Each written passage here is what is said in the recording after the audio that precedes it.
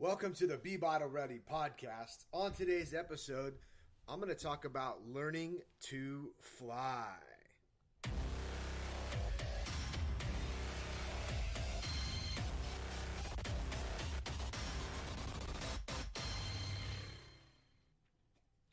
All right. So today I wrote 300 words minimum. It turned out to be a little over 300, but it was on learning to fly. And this originated from a post I did inside the Warrior Brotherhood network about standing on the cliff, wanting to soar, and apprehensive about going and soaring. But today's topic was really about this drive, this internal drive that's been there for a long time to learn to fly. And more than learning to fly is to learn to soar. So in this analogy, flying is winning. Okay? Flying is being able to break the bounds of gravity, break the bounds of what it means to just walk on earth and fly. So, if we relate that to our lives, that means, pretty much doing what you set out to do. If you have a goal, you have a dream, you set it out and you accomplish it.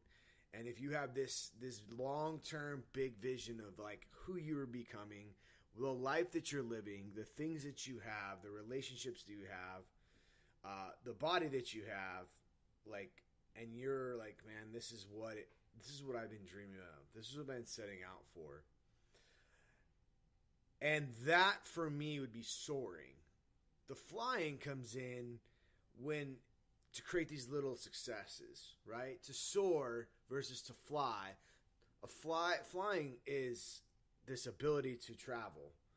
But soaring is just this, you're at the highest peaks of your flying. So in my post, I talked about this has always been there. Ever since I was a kid. And the story that I told, and I'm going to tell you now, is this story about when I convinced the next door neighbor to allow me to cut his lawn. And I forget, I don't know what motivated me to want to cut his lawn. Maybe I forget now. I don't know why. I don't know what was driving me, but maybe it was just to get some extra money, some income, all that stuff. But in the end, what would happen is that when I would go edge the grass, I would take these pruning shears. And if you don't know what pruning shears are, they're big scissors that you would probably prune bushes and stuff. And I would sit on my hands and knees and go down the edges and cut the edges so that the edges would be so perfect. And it wasn't the most efficient use of my time, but I wanted to be so good. I wanted to be perfect. I wanted to, cut this grass and produce this great product. And part of me that's been driving me, I don't know where that came from, but it's been there when it came to sports, when it came to football, when it came to baseball. I remember, one of the things that I always I felt bad about is I didn't really make the all-star team in football and baseball. And, I got my dog over here making noise. That's what you get for a basement at-home studio. That's not so much of a studio. But anyways, that was one of the things that always burnt me when I was a kid. I didn't feel good. I never made the all-star team. Those things I was good at and all that stuff. But there was just all this drive to win. And that got reinstilled in high school through the program that I went through, where winning was the standard and the expectation, and losing, if you lost the game, then it was that was a very rare occurrence that you lost a game and it wasn't supposed to happen. Losing wasn't really an option. And then after sports, I discovered this possibility of hey, I can go own a business and do that. And, for what it's worth, and then I stepped into my gym business where I was able to. Sorry, let me get this dog out of here. Really work on that craft, test myself, and really challenge what it meant to soar. And for a few years, I got to soar. And after that, since then, it hasn't soared like I want to soar. So this process of learning, this process that, sometimes when you try to, and here's where the turning point became where I'd stopped really soaring because I wanted to soar at a different level. And, really having this revelation inside this conversation right now is that's when the turning point came.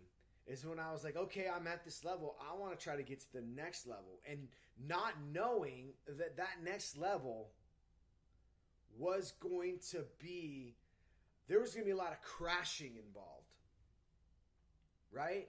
When you start to learn how to fly, I haven't studied birds, but at some point, they've got to fall a little bit. They've got to try to flap their wings, learn to fly, and then crash. So when I said that, hey, I want to go to this next level, I want to get to this, whatever that was, I didn't know. I didn't see that, there's going to be there's going to be times when you're trying to fly higher than you're supposed to right now, and you're going to come crashing down. And this is not, I don't want you to take this as a depressing thing, but this is a part of the learning process. The learning to fly, to learning to soar, the learning to have that, what you ultimately want. And to take it to the next level. It doesn't mean that what I've been given and what I've been graced with throughout my life I'm not appreciative of. I have a good life. It has challenges. It's had its failures. It's had its disappointments. It's had its heartbreaks. It's had its heartaches. I've done some shitty things over my years, but I'm human and so are you. And that's comes down to the kind of 2 points I want you to take away today. Is that if you're trying to learn to fly and learning to soar, just be prepared that it's going to take some crashing. It's going to take some times that don't go as well as they should. Or not even as they should, as you want them to go. Because we set this out and we want to make things perfect and we expect things to be perfect. And that's our first mistake. And the second part of this is like, you were human. I'm human. I share my story so you can understand. I'm not a guru. I'm just an average guy trying to learn to fly. Trying to break the the constraints of gravity and learn to fly, because as a human, we're not meant to fly. And the odds are against us when we step into our society, we step into this life, and we're very fortunate that majority of our population can have a good life. And the good life I do appreciate, and so should you. But it's learning to soar. And it's different for everybody. So I just want to leave with that. I hope that helps. I hope I provided some value to you. And I hope you have an amazing day. I'll talk to you soon.